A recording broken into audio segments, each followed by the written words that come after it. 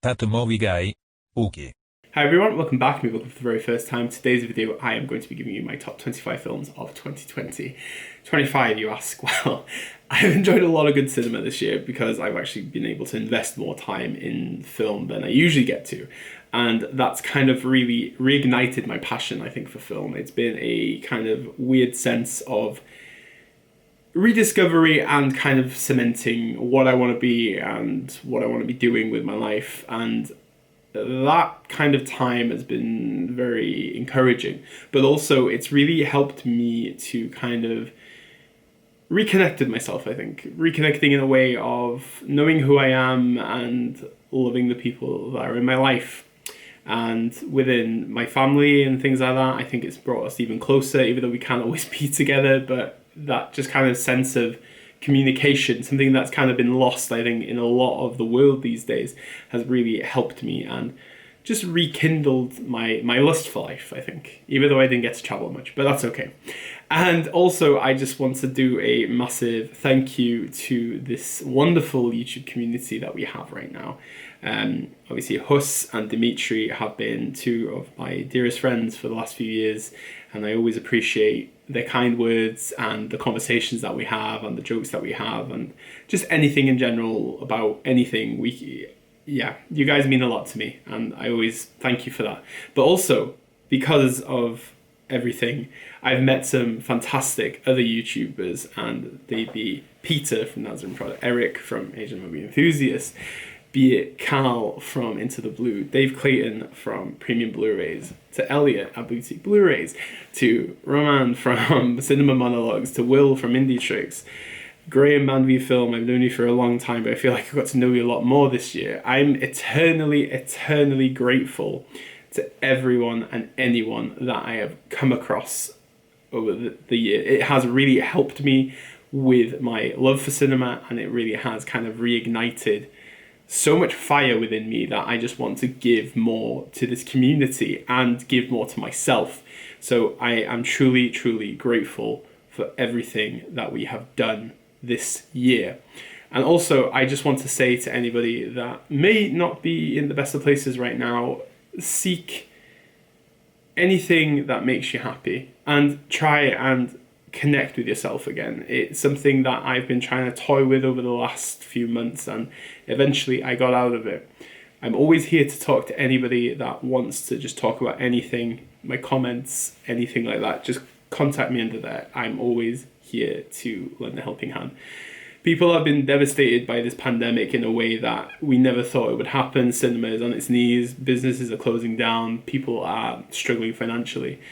And I do hope that 2021 is something that kind of brings a bit more hope to us, because hope is what drives us, I think. And personally, I don't know how I would do without it. So yeah, that's my Queen's speech, I guess, for 2020. And well, let's get to the top 25, eh? So, in at 25, I have Adam Sandler's Hubie Halloween. Why is this in my list? Well, first of all, I love Adam Sandler, but to be honest with you, what I truly loved about Hubie Halloween was the fact that it just really reignited my love for Halloween in general. I actually made a 31-day event out of it. I decorated my house. I watched a lot of horror films, but there's a beautiful essence within Hubie Halloween that is just so touching and very compelling that I just loved it. And I think Sandler's character of Hubie is probably one of his most loving characters. I genuinely didn't think I was going to love this film as much as I did. And I kind of regret not doing a video review about it, but I might save it for next Halloween and maybe do a video essay based on it. So you never know, but that is my number 25. 24, Wonder Woman 1984. Yes, I actually got to see this 3 times in the cinema, including once in IMAX. And in a weird way, I don't think this is an amazing film, but there is a beautiful sense of a message, I think, that Patty Jenkins and Gal Gadot give in this film. And that is to kind of live and be truthful to yourself. And this film is a lot more deeper than you think, because it actually talks about grief in a very interesting way and how we kind of deal with a loss of a loved one. And it really touched me. There is a scene at the back end of this film, which I'm not really going to go into until eventually everybody's seen this film, but it freaking broke me. 3 times I watched this film and I was a broken man because it's beautiful. And Gal Gadot really is an inspiring person to me. I love the aura that she gives to people, and that sense of faith and hope that she gives is a massive message in 2020, and that's why it's in my list. I think it came out at a time that I needed it, and I know a lot of people have said this, but genuinely it really hit a chord with me, so that's why it's in my list. Number 23, Da 5 Bloods by Spike Lee. This film was not a shock to me because Spike has really upped his game since Black Klansman, and I think he again has found that kind of passion for film and filmmaking. Within Da 5 Bloods, I just thought it was just a fascinating film about brotherhood, about unity, and this kind of sense of togetherness, but also it's a very poetic film that discusses the American mindset, and I think that is perfectly encapsulated in Delroy Lindo's performance, which I hope he gets nominated for various awards. But also it has Chadwick Boseman in it, and personally I think it's a very aggressive performance and a very timely performance from him, and I think this type of film kind of shows you how much of a loss he will be to cinema. And I thought to myself, this is a brilliant Spike Lee joint, but it's not my only Spike Lee joint in this list. At 22 is Francis Lee's Ammonite. I thought to myself when I was watching this film, this is a very unique kind of partner to God's Own Country. It really kind of is a subtly quiet film, but there's a lot more tension brewing in the cinematography of the film, and also within the performances from Kate Winslet and Saoirse Ronan. I thought to myself watching this film, there's a veracity to this film that really just builds a moment, and this kind of moment is something that really was beautiful, intricate, and very raw, and I loved every minute of this slow film. At 21, Abel Ferrara's Siberia. Siberia has been a film that has been mixed and divisive, but I don't give a crap.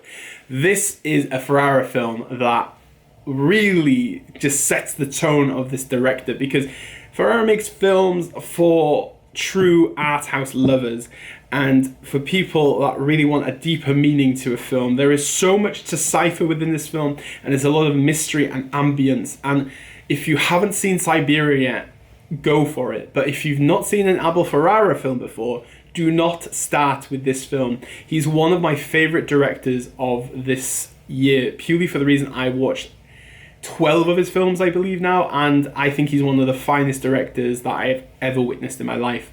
So please do check out Siberia when and if you can. Next up in my list, and it kind of dwindled down in my list, I don't know why, but it's Eliza Hittman's Never, Rarely, Sometimes, Always. This is one of those films that is striking and very powerful and prominent within its kind of subject matter. This discusses abortion rights in America, and this kind of sense of not being able to choose what you want to do with your own body is very striking. And I think Hittman is one of these directors that just brings so much to the table on an emotional level, and a very strong prowess within her tone and her scope. There is just so much going on for this film. I was absolutely floored by it, and it's a film I really do want to revisit at some point in time, and I do hope it does well during the award season moving forward. Number 19, Christos Nikos' Apples. This Greek film caught me by surprise during the festival season, purely for the reason I didn't really know anything about it. But this was a very interesting film that kind of looks at the idea of communication and memory loss through basically the means of modern technology and the way that kind of takes away our brains because everything is stored on this.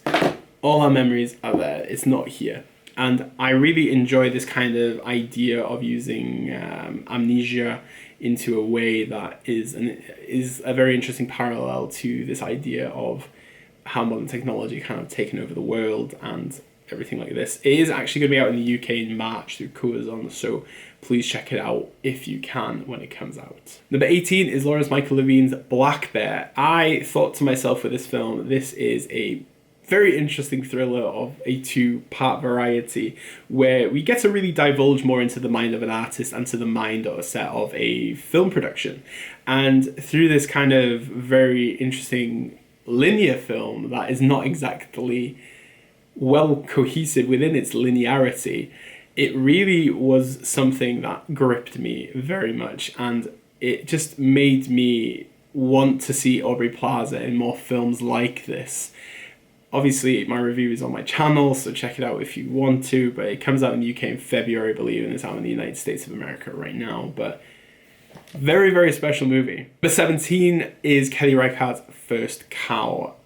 What is there not to love about First Cow? This film is a very interesting kind of subject matter about connection and multiculturalism, and it's very subtle and very quaint, but what Reichardt gives to this film is a kind of larger scope, but you kind of need to dig through the subject matter of First Cow into building this idea. The cow itself really made an impression on me, and that's why it's on the thumbnail of this video. I love Kelly Reichardt anyway, and I cannot wait to see what she has to bring next to the table. At number 16, it is Hong Sang-soo's The Woman Who Ran, currently on Mubi UK, and it's on Mubi across the world, I think, right now as well.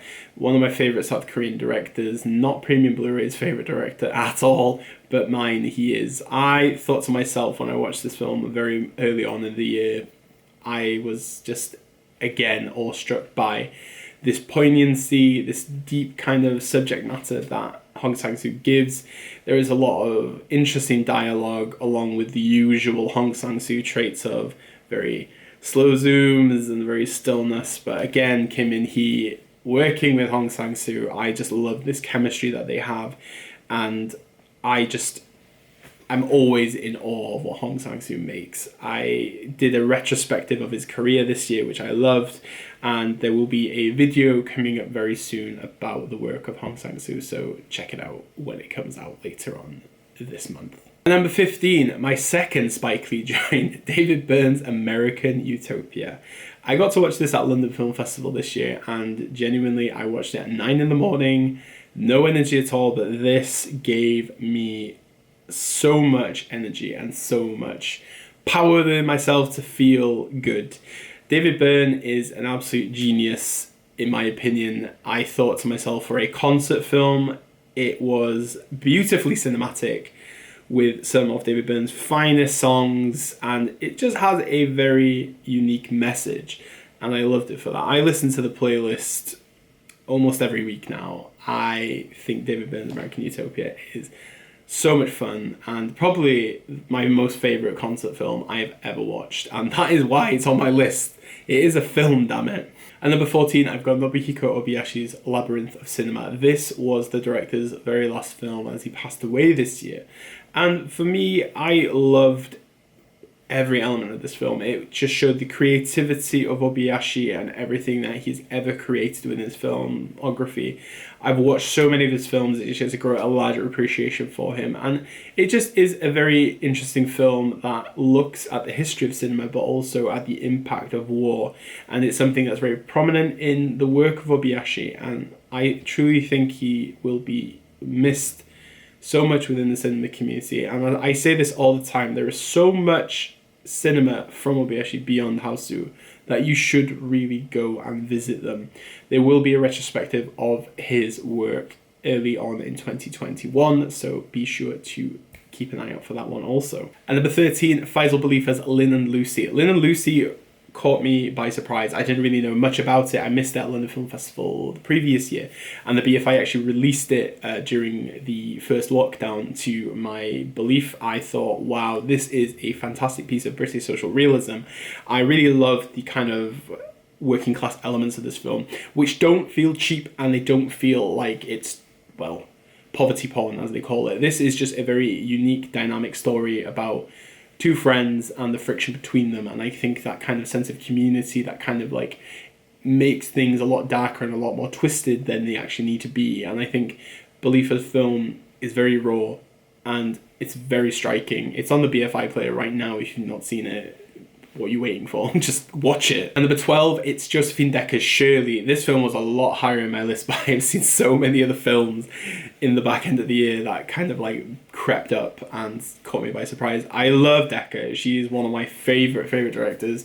And as Madeline is still beguiles me to this day. But with Shirley, I thought this was a very different kind of twist for Decker. It really looks at the world of Shirley Jackson, and it's beautifully performed by Elizabeth Moss, to the extent that I do again wish that she would be noticed and potentially rewarded for this performance. I don't know, but I really like the cynicism of it and kind of the way it just weaves through this very interesting world. It's very maniacal, very fluid. I love the fluidity of Decker's work, and again we see that within Shirley.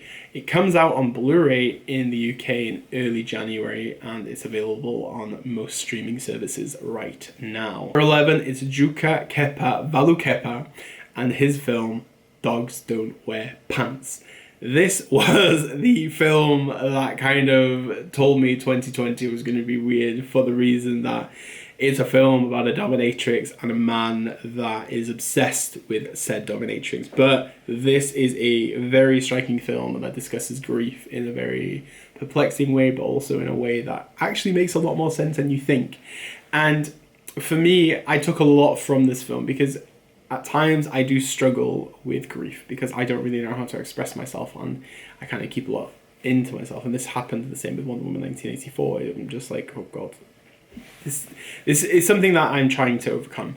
And I think Dogs Don't Wear Pants is one of those films that really just caught me by surprise, and I loved every element and every second of it. And I think it has one of the best endings to a film in 2020. I won't say anything about the ending, but I love the ending. It's on most streaming services right now. I'm still waiting for a Blu-ray. Please, Auntie Will, sort this out. Thank you. Right then, I am finally down to the 10. So at number 10, I do actually have Tsai Ming-liang's Days. This was the first ever Tsai Ming-liang film I watched, but it was not the last in 2020. I have watched, I think, about 8 of his films by now, and my God, he is a freaking master of cinema. I love the work that he gives and the messages that he delivers. What I truly loved about Days is this idea of solitude and this idea of being alone, and then this meeting that the two protagonists have in this film.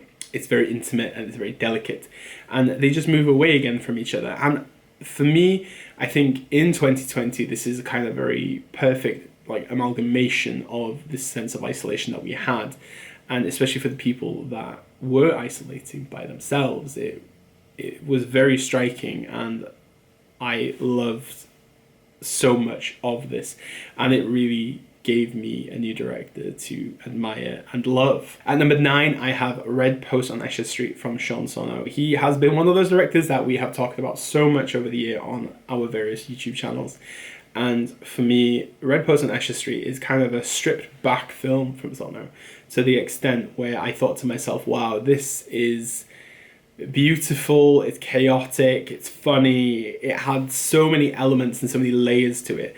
And it was just a very beautiful message about saying, while people who are walking around you, you may not know them, they all have stories. And those stories may be actually a lot more interesting than you think. And this was the main message I got from Esher Street. I'm not quite sure when this film comes out, but I really want to make more people aware of it, and please be ready for it. Yes, he does have a new film coming out with Nick Cage next year also, and I cannot wait to review that when it comes out. But Red Post on Esher Street is very beautiful, and you should really check it out when you can. Number 9, I have Emerald Fennell's Promising Young Woman. This was one of my favourite kind of films of the year, purely for the reason it just reignited my love and admiration for Carey Mulligan as an actor. She is such an underrated performer in all the films that she's ever been in, but also this is Emerald Fennell's directorial debut. It's very bold, it's very striking. It is a hell of a revenge film that caught me by surprise.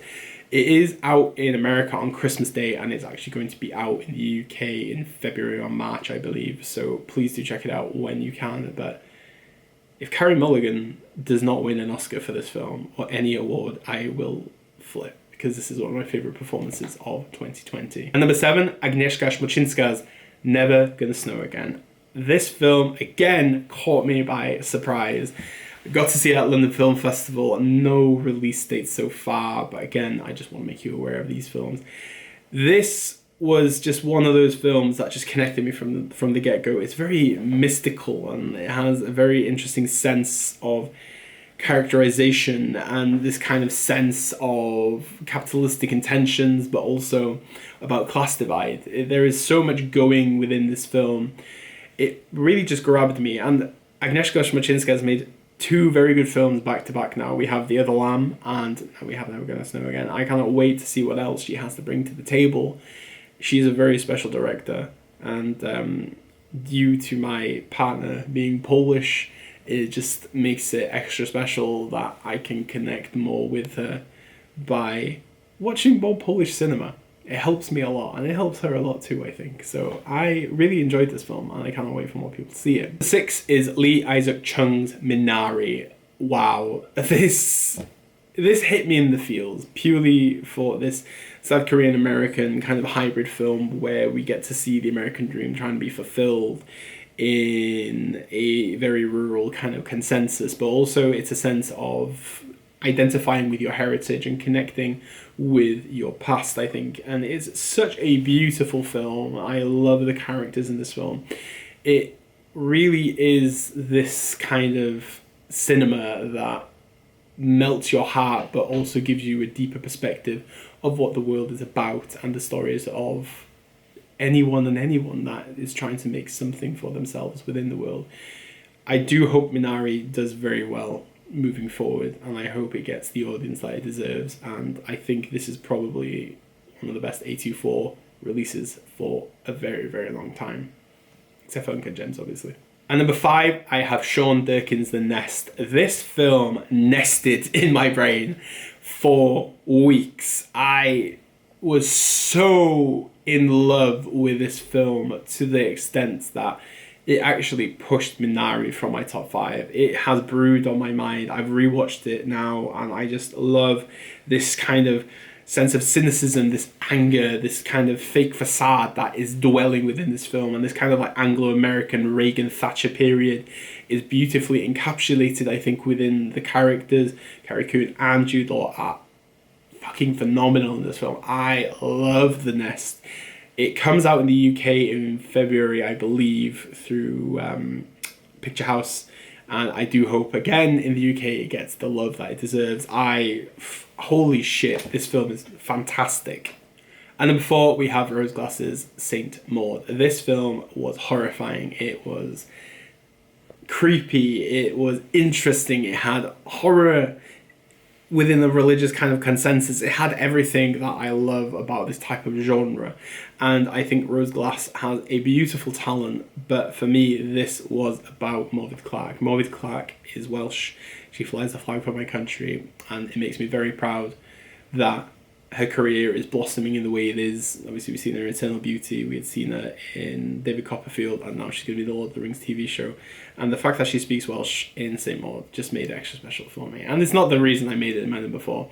It is a fantastic film, and I'm sure it's going to be very high in a lot of end-of-year lists this year. Number 3 is Christian Petzold's Undina. I love Paula Beer and Franz Rogowski in Transit, and Undina is beguiling, it's mystifying, it's loving, it's tender, it is subtle within its execution, it's mystifying, but you don't see the magic. The magic is kind of deceiving, and everything about Petzold's film was amazing. I tugged between this and the other two, but for me it's my favourite foreign language film of the year, and it's a very seldom that a German film does this for me. I think the last time that happened was with Victoria a couple of years ago, and Undina is very special, and I cannot wait for a wider audience to see it. And number 2, I have Claire Oakley's Makeup. This had a lasting impression on me. This was one hell of a directorial debut that cannot be ignored, and everything about it is beautifully British, and this kind of voice that Oakley has is very unique, very artistic. Her colorization, her narrative, the drive of the film is very unique. And it is a fantastic LGBTQ plus film that more people need to see. It is on BBC iPlayer for free right now in the UK. You can rent it for like 99 pence on Amazon Prime. It is available in the United States of America. Do not sleep on Claire Oakley's makeup. That is my message to you. Fucking phenomenal film. And at number 1, we have Charlie Kaufman's I'm Thinking of Ending Things. Another Netflix film tops my list. And for me, Kaufman is a visionary. He's an artist. He's a master of all of his kind of main components within art. I love him. His book Unkind this year was fantastic. Synecdoche, New York touches me in so many ways. But with I'm Thinking of Ending Things, what really deeply resonated with me, and I've not discussed this with anyone before, is this sense of dreaming and living in your mind. This is what made it connect with me so much. I am constantly fantasizing and contemplating how my life could be or how my life can be, and it helps me drive things forward, I think, and it kind of helps me execute the concepts that I have for various projects, etc. But I don't take it to the extreme levels as it does in this film and within Ian Reid's book, which I've read twice over, and I love the book too. This film, I think, is going to be one of those that is going to be remembered for a very, very long time. And that's why I always pick my number 1 as a film that has the longevity and potentially be at the level of your major film contenders in time.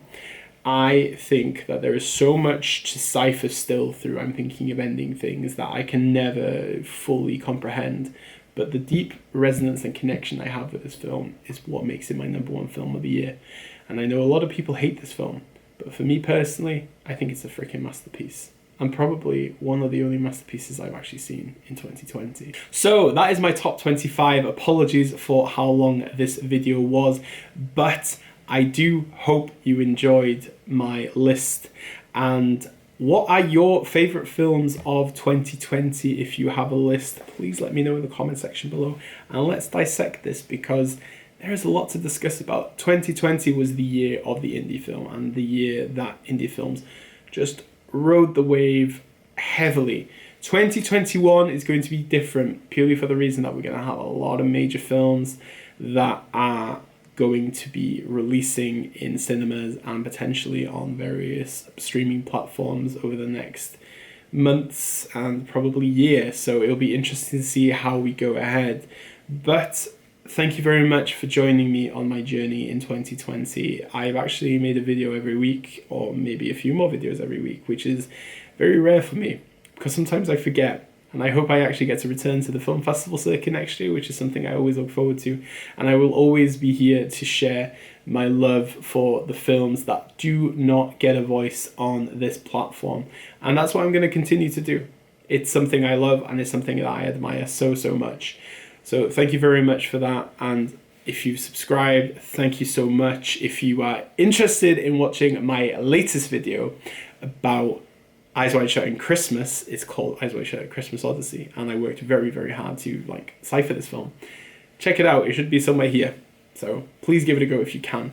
And all I have to say now is I wish you a very Merry Christmas, Happy Hanukkah, Happy Kwanzaa, whatever you celebrate in your lives. I wish you health, happiness, prosperity, and just remember, be there for each other, talk, and we'll get through this. So, Nadolig llawen, and as we normally say on the channel, diolch, danke, obrigado, merci beaucoup, arigato, dankeschön, bitteschön, all the shins.